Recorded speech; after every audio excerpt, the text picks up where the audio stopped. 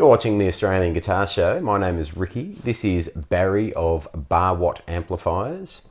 You and I go back probably a couple of years now, I think, when I was first put onto you by a local guitar player. I came to you with an amp repair. My dad's old Rex Mascot, I think, was the first thing I brought to you. Yeah. Tell me a bit about what it is that you do here from home. Well, I do repairs, I do amp mods, and I do new sort of customised amp builds as well. So I kind of cover a whole lot of different things, and love doing it. Yeah. Very passionate about it. Where does it all kind of kick off, your passion for amps? Well, I play a bit of guitar, albeit not well. But look, I've always been passionate about guitar, going back, to probably when I was 10, 11 years old. I had a step uncle who still plays guitar to this day, and he got me and my brother introduced us to playing guitar. Guitar tone has always been something that has been attracted me and been important to me. Around 20 years ago, I kind of got this idea about building an amp. I think it scared the crap out of me initially. You start to learn about all the high voltages and all the safety and stuff that comes with it, and that it's not that I figured I was going to do something crazy, but it did scare the crap out of me a bit. Well, it is one of those kind of like one wrong touch and you could be gone kind of thing, isn't it? Look, it is.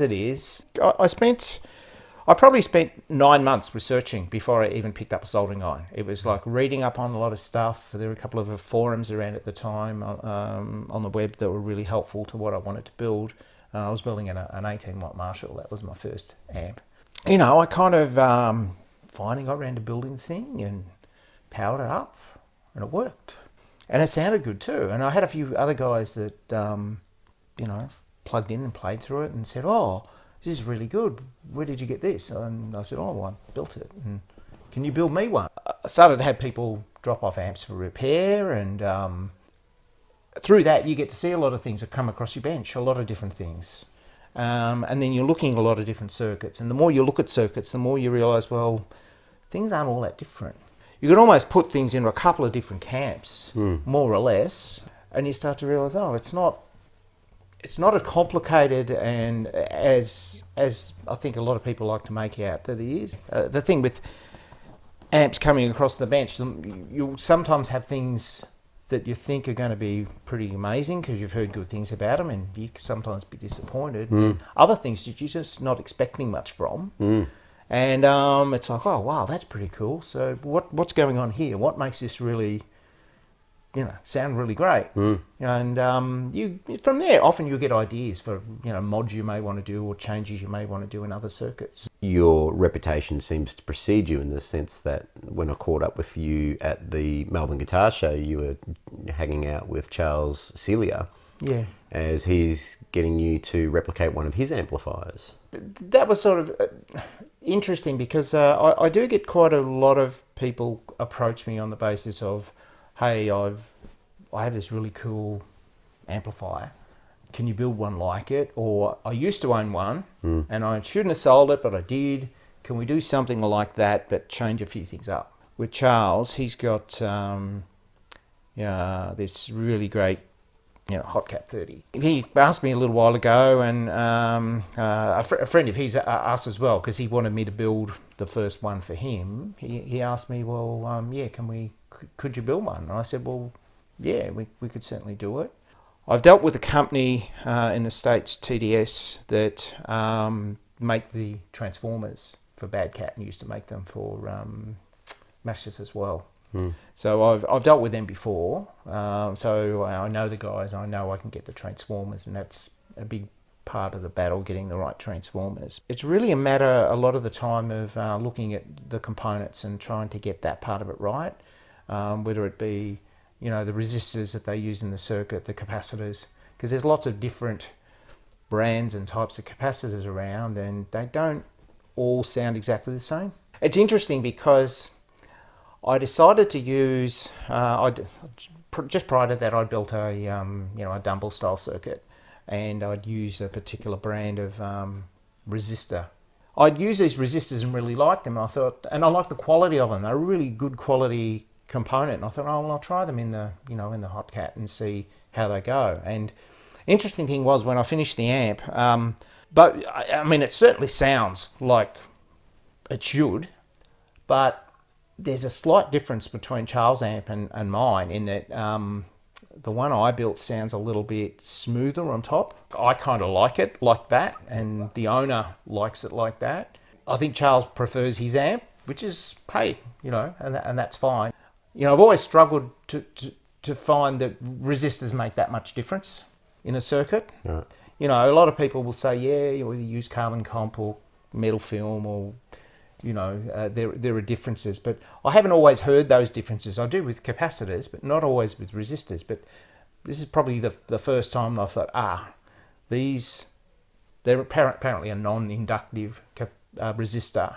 So, and they seem to have the effect of just smoothing things out on the top. Kind of more of a creamy tone, you mean? Yeah. So would that be where you'd find that's where that dumble kind of... Yes, I think that's part of it. I think there's a few other things too. It's like there's a number of gain stages, but you're gradually building one on another rather than really hitting any particular stage really hard. It's kind of this gradual build and you get a smoothness. I really think the choice of components, particularly with the dumbles, and you could say that anything plays its part. When it came to that particular amplifier for Charles, for example, how far did you go as far as replicating cabinet and speaker choices? Did you change things up there? Or this particular one we've done as a head. I think for the particular, I guess for the main reason that the owner wants to be able to use it with different cabs, but nonetheless, we've been talking a lot about speaker selection. In the Hot Cat amp, for example, it's actually a Bad Cat label on the speaker, but we know it's made by Celestion. I really feel that speaker selection is your 10 or 15% cream on the top. Otherwise, you will have a good sounding amplifier, but it won't be as great as it possibly can sound if you haven't got the speaker right. So, particularly when it comes to combos and things like that, I really kind of spend a lot of time working with a customer in order to get that aspect of it right, because I think that's really important. And again, it's not like, well, that's the speaker, it's this speaker or nothing else. It's more like, well, trying to understand what the customer's trying to achieve, what they want, whether they have, what music they play, and whether they have any personal preferences. So, speaker selection is pretty important. So obviously it's pretty easy for a customer to come to you, discuss what they're after, and then you build from there. I tend to ask a lot of questions and really try and understand, what somebody wants. Do you do some of your own specific models? Not really. It's because pretty much everything I do is custom. I find a lot of the time that most of the people that approach me have an idea that they want to build a particular amp. That they want a Fender Blackface style amp, but they want something a bit different. I'm kind of building customized versions of a lot of those iconic circuits. That's mostly what I do, and I think where I've kind of found my niche, I suppose. What would be your dream amp? Oh, gosh. Whether you were building or whether you could just own? Oh, this is the problem. I couldn't have one. I think it's something we all suffer from. I know. Yeah. But look, I think I learned a little while ago with guitars. In fact, quick story. Going back, I think it might have been the late 1980s, I think I had one or two guitars at that particular point, and I had this thought in my head that, I'll have a Les Paul style guitar, and we'll have all sort of switches on there so I can switch it into single coil mode, and we've all been there. 1,000 options on one guitar, thinking, well, one guitar, I can make one guitar do it all. And then I realised pretty quickly, well, no, you can't. I tend to sort of like different things for different reasons, and it'd be really hard for me to have one amp. I think if I was stuck on a desert island somewhere and someone said, hey, we're going to give you a generator and you can take one guitar and one amp, I'd probably be a Blackface Princeton or something like that. That's probably what I'd take. I guess I've often thought for a while I've been thinking, oh yeah, I should just come up with my own, model, just, come up with something, my own range, if you like. But I just find I keep, I keep getting people wanting me to build particular things, and Run out of time. well, there's a time side of it, but given for me this is something I do mostly part time, but also, because I'm doing so many different circuits, you can't kind of standardise on necessarily one or two types of chassis or transformers or anything like that, because everything's kind of custom. So it kind of makes it a little tricky in how I approach it. Now you've got a little Tweed combo here behind me. Yeah. And which I'm gonna have a bit of a play on. What's the juice in that? All right, so that's quite closely based on a Princeton blackface. There's a couple of little things I've done differently. The power supply is configured slightly different from the Princeton. The phase splitter part of the circuit is a little bit different with the supply that I'm providing to that. I've added an additional pot which lifts the tone stack. Is that the raw knob? Yeah, that's the raw. Yeah. As you turn it up, it lifts the tone stack. It takes it. It adds more mids and it slowly lifts it, so it'll make it a little bit more Tweed-like, I guess you could say. What the raw pot does, instead of doing that via a switch, it gradually takes it out. So the more you turn it up, the more it kind of lifts it. But so more user control rather than just being a preset. Yeah. Bang, that's on or off. Yeah. That actually allows you to dial it into where you like. Yeah, I like. And I just thought it was a good thing to add. A simple thing you can add to the circuit. I think the other thing is I've got a 12-inch speaker in my Princeton. I find with that style of amp that I do for people is quite popular. I reckon probably 70% of people, or 70-80% want the bigger 12-inch speaker. So I've got an Alnico speaker in mine. I've got a W.G.S G12A, which is a really nice Alnico speaker. Look, I do a lot with ceramic speakers as well. They're a circuit that sounds really good with both. It really just depends on the player. Does it have a reverb? Yes, it does. The other thing I've done is used in mine I use a bigger output transformer, so it's probably more along the lines of what you'd see in a deluxe reverb, the output transfer. Okay. It's a bit beefier. So what kind of wattage is that sitting at? Well, I think the original ones claim to put out about 12 watts. I've measured, mine puts out a bit more than that, and it's probably not quite as much as a deluxe reverb, but probably around 18 watts or so. I know. And you've got your red, the NMMT50. Yeah, well, actually, when I built that, this is an excuse for me to build amps, right? I had like you need an excuse. But.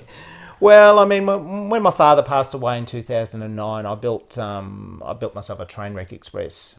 On the back of it, I've got that's dedicated to my dad. So it is sort of special to me from that perspective. And then I had my mum pass away a couple of years ago as well as a second cousin as well. And that's the Dumbles actually style circuit is dedicated to both of them. When I play them, I just makes I think of them. Yeah.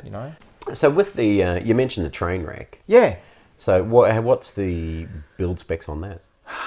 Well, it's funny. You look at a Trainwreck circuit and very much like a Fender preamp with another gain stage, essentially.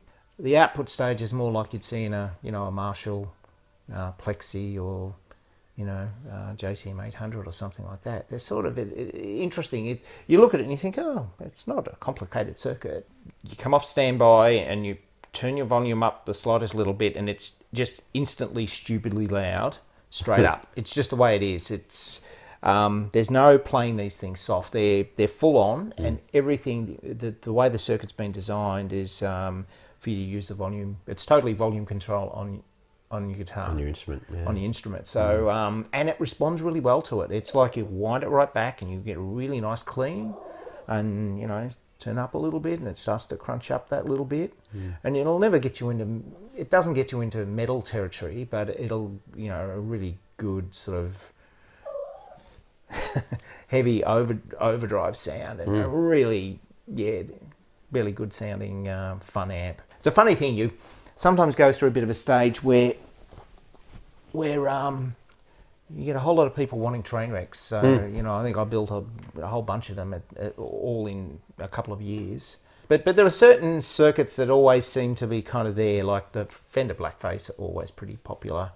I'm finding, Vox style circuits are pretty popular, probably more AC15 than AC30, but sometimes they'll have, ideas of something they want to do that's just a little bit different from what Vox themselves are making.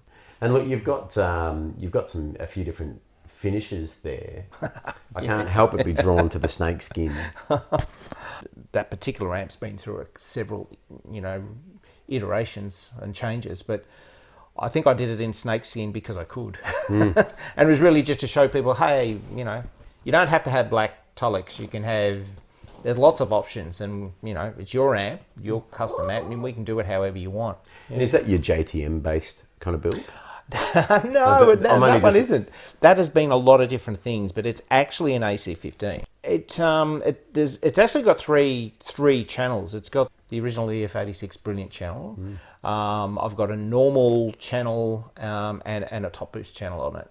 I've got a switch at the back, so you can actually either have the normal channel or you can have the top boost channel. Right. But if I was building it again, I would have switching in there, so you can switch between the three or three sets of inputs. Because it's my amp and it was I was experimenting with it and I wanted to add the other option, I just put the switch on the back. Yeah. Yeah.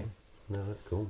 And what about your the Brownie down there? Well, that looks like a Fender because I use a Fender style chassis. It's actually based on a Magnatone M213. It's funny because the Magnatones were known for their vibrato, but I really liked it's kind of had this really nice overdriven tone. It made me think of Rolling Stones' Sticky Fingers album. A bit of old school sort of breakup sort of thing, and it just had this really nice vibe about it. And I thought, oh, I really like that.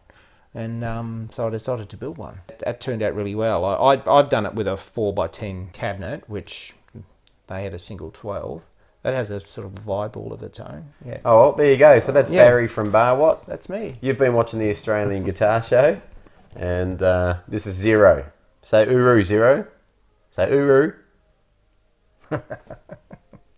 Uru.